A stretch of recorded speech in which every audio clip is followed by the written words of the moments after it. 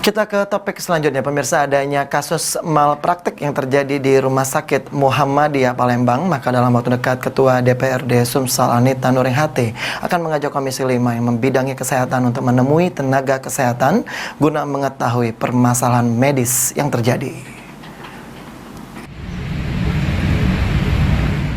Setelah sebelumnya memanggil pihak rumah sakit dan pengawasnya, maka dalam waktu dekat DPRD Sumatera Selatan melalui ketuanya akan mengajak anggota DPRD Sumsel, khususnya dari Komisi 5 untuk mendatangi Rumah Sakit Muhammadiyah Palembang.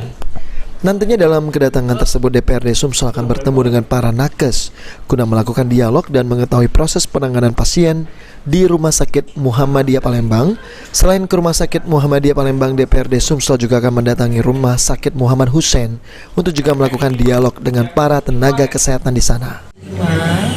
Untuk langsung ke Rumah Sakit Muhammadiyah, karena kita harus tahu bagaimana suara dari para nakes di sana, bagaimana para perawat di sana, terus dari para pegawai di sana. Situasinya seperti apa sih? Kok bisa sampai salah potong? Karena kalau mereka diundang ke DPRD, pasti yang hadir hanya para pimpinannya. Sementara kita mau tahu situasinya di sana. Firman Hidayat, PAL TV.